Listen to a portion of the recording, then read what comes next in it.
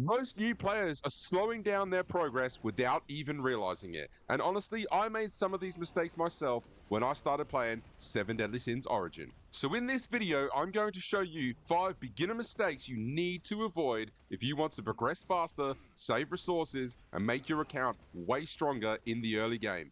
Alright, the first mistake is resource collection. Now in the early game, you will be learning how 7 Deadly Sins works. One thing I can tell you is that every resource on the map can only be collected once a day. This means as soon as you gain access to the whole map, the first thing you need to do is go around to every single warp point and unlock it. Yes, it's tedious, but it will save you a huge amount of time.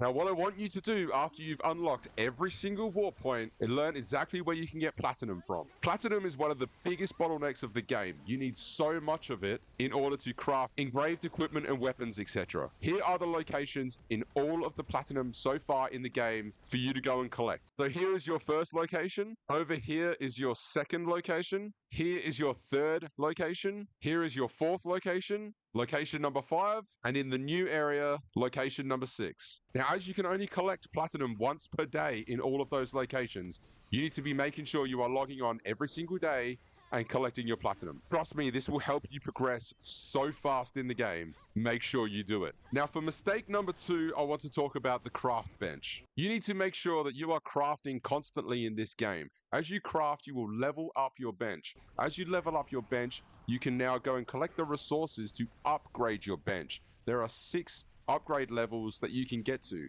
each unlocking new things that will help you progress through the game that you can now craft. So make sure you are crafting to gain experience to level up your craft bench. It will make a huge difference in your progression. Mistake number 3 is key usage. Every single day you will get a bunch of keys to use for dungeons and boss challenges. We need to make sure we are using these keys efficiently in order to gain faster progression. Now, when it comes to using keys in dungeons, the biggest waste of keys is the gold dungeon and the growth dungeon. Now, it's definitely good to complete these dungeons for the first time reward, but after that, never do them. Hopefully, they will improve these dungeons in the future and make it worthwhile. What we want to be concentrating keys on as we progress through the game is upgrading our gear. Now, as you progress through the game, you will learn about engraved equipment. And the first location in the game that you can start looking at engraved equipment is right here on the map. You will talk to this lady here in which you can look at the menu for engraved equipment. Now, as you can see, we need to farm dungeons and boss challenges to collect certain armor pieces in order to create this engraved equipment. Now, each piece of engraved equipment comes with its own benefits, in which you need to make sure you are picking the correct engraved equipment for which playstyle you have for the character. And this brings us back to mistake number 1 of platinum. To craft these magic infused enhanced metal, you need 25 platinum ingots just to craft it. But it's very important as soon as possible in the game to start crafting engraved equipment. Number 4 is resource usage. In the early game, resources can be quite scarce. So we want to make sure we're using the resources in the correct places and on the correct equipment. Now, in the early game, I really recommend you do not use any resources on the rare blue equipment at all.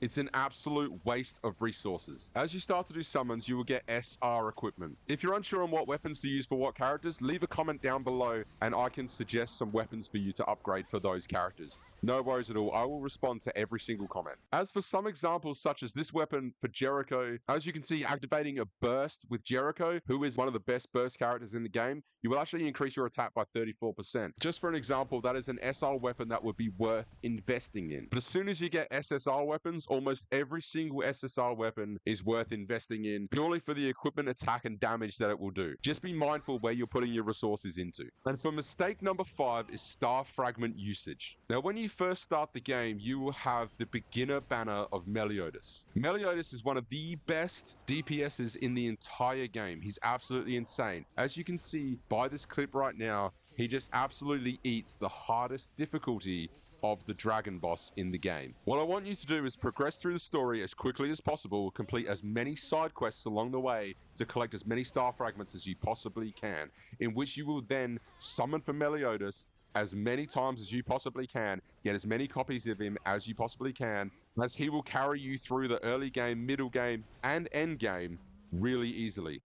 He is a character worth investing in from the start of the game as quickly as you can. Now, do not, and I repeat, do not use your star fragments on the regular banner. When you come into the exchange shop and head to star fragments, make sure the only one you're picking up is this hero draw summon ticket. Now, if this video has been useful to you at all in any way, shape, or form, please make sure you are subscribed to the channel. Now, if you were to improve on these 5 mistakes in the early game, trust me when I say you will make your account so much better. Thank you so much for watching, guys. Take it easy. Peace.